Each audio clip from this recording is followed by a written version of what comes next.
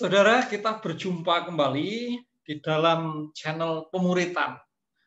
Kita akan belajar bersama pada kesempatan ini untuk mengenal seputar masa Advent dan maknanya.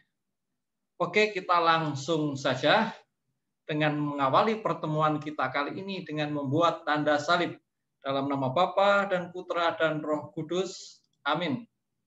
Saya akan share screen untuk pemuritan.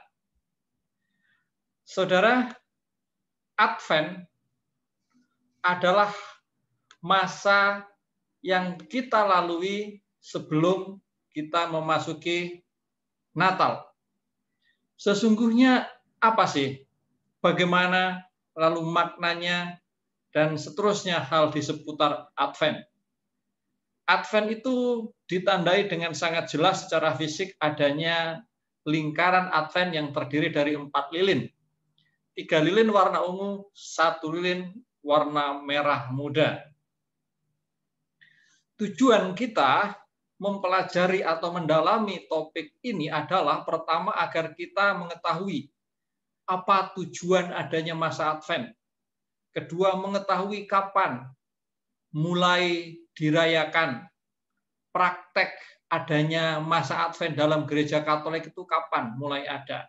3, makna lingkaran Advent. 4, lilin Advent. Dan yang kelima, makna dalam setiap hari Minggu selama masa Advent. Yang pertama, tujuan masa Advent. Masa Advent itu adalah masa yang kita rayakan, di dalamnya ada 4 hari Minggu sebelum kita merayakan Natal. Kata Advent sendiri dari bahasa Latin Adventus yang berarti kedatangan. Sehingga masa Advent ini adalah masa yang digunakan untuk menantikan kedatangan Yesus ke dunia atau kelahiran Yesus. Dan karena itu inilah alasannya mengapa Gereja Katolik, umat Katolik tidak boleh merayakan Natal sebelum tanggal 25. Mengapa? Karena sebelum tanggal 25 itu masa Advent, bukan Natal. Nah itu. Adanya masa Advent di dalam gereja kita adalah untuk mempersiapkan batin menjadi lebih pantas di dalam menyambut kelahiran Yesus. Yang kedua adalah masa pertobatan. Oh, seperti masa Prapaskah, dong. Iya, tapi ada bedanya. Masa pertobatan ini adalah masa penuh pengharapan. Pada masa Advent ini umat Katolik diajak untuk melakukan pertobatan batin dengan banyak berdoa, membaca kitab suci, dan yang ketiga melakukan tindakan-tindakan cinta kasih, kebaikan kepada orang lain.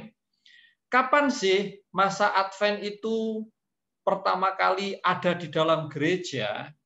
Saudara, masa Advent ini diyakini mulai ada pada abad keempat di Prancis.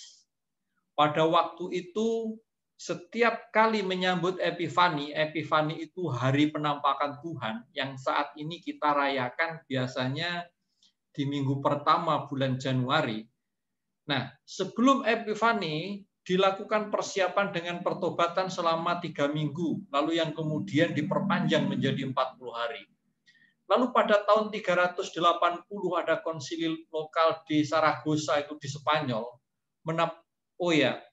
Konsili lokal itu maksudnya adalah konsili para uskup dalam satu negara. Menetapkan adanya 3 minggu. 3 minggu sampai Natal untuk mempersiapkan diri. Dengan cara apa? Pertobatan ditandai dengan puasa Senin, Rabu, dan Jumat. Nah, di Roma sendiri pada waktu itu belum ada. Di gereja Roma belum ada masa Advent. Dan di Roma itu baru ada abad ke-6. Oke, nah pada abad ke-6, sekitar tahun 590 ada sinode uskup di Makon, itu menetapkan 5 minggu digunakan sebagai persiapan menyambut Natal untuk membangun batin yang bertobat, 5 minggu. Lalu Paus Gregorius Agung menyusun doa-doa untuk melengkapi ritus Natal pada tahun itu. Dan kemudian pada tahun abad ke-7, Paus Gregorius itu menjadi Paus tahun 1073 sampai 1085 menetapkan ada 4 minggu di dalam masa Advent. Jadi 4 minggu masa Advent seperti sekarang itu ditetapkan pada zaman Paus Gregorius ke-7. Dan sekitar abad ke-9 gereja menetapkan hari Minggu pertama Advent itu sebagai awal tahun penanggalan liturgi. Jadi tahun baru di dalam penanggalan liturgi itu adalah Minggu pertama Advent.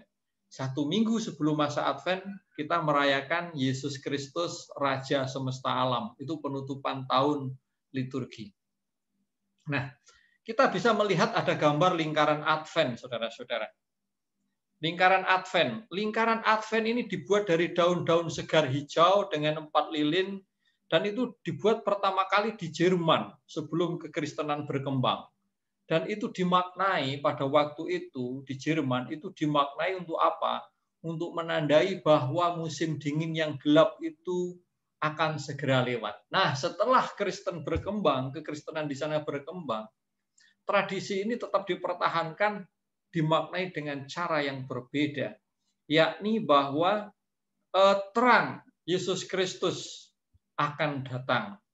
Kegelapan dunia akan segera lewat dengan datangnya sang terang dunia Yesus Kristus. Nah, pertanyaannya kenapa berbentuk lingkaran? Lingkaran itu adalah menyimbolkan keabadian. Tidak ada awal, tidak ada akhir. Itu artinya kedatangan Yesus Kristus sebagai Tuhan yang abadi. Nah, itu ya, saudara. Nah, kalau kita lihat dalam gambar ini, ada 4 lilin. Itu menunjukkan 4 minggu masa Advent. 4 minggu masa Advent. 3 lilin berwarna ungu, 1 lilin berwarna merah muda.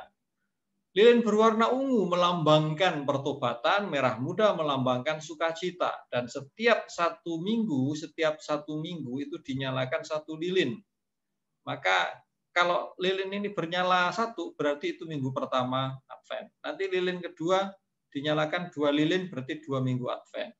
Nah, pada minggu ketiga, saudara, itu dinyalakan lilin yang berwarna merah muda, yang menyimbolkan sukacita atau disebut hari Minggu Gaudete. Bacaannya pun itu bacaan sukacita. Untuk pertama kali dibacakan di situ Yesus Kristus akan lahir. Lalu setelah Natal semua lilin itu diganti dengan lilin warna putih. Artinya 4 lingkaran itu sudah tidak ada, tapi diganti dengan lilin putih. Di situ minggu pertama itu minggu pengharapan, minggu kedua minggu cinta, minggu ketiga itu joy, sukacita, gaudete, minggu keempat adalah peace, damai. Yesus lahir. Apa sekarang makna setiap hari Minggu? Setiap hari Minggu itu mempunyai perbedaan-perbedaan di dalam masa Advent. Kita tunggu video selanjutnya. Itu saja yang bisa kita sharingkan dalam channel Pemuritan. Mari kita belajar menjadi murid Yesus dengan mengenal lingkaran Advent, mengenal Advent, makna, bacaan, simbol-simbol liturginya. Terima kasih, Tuhan memberkati dalam nama Bapa dan Putra dan Roh Kudus. Amin.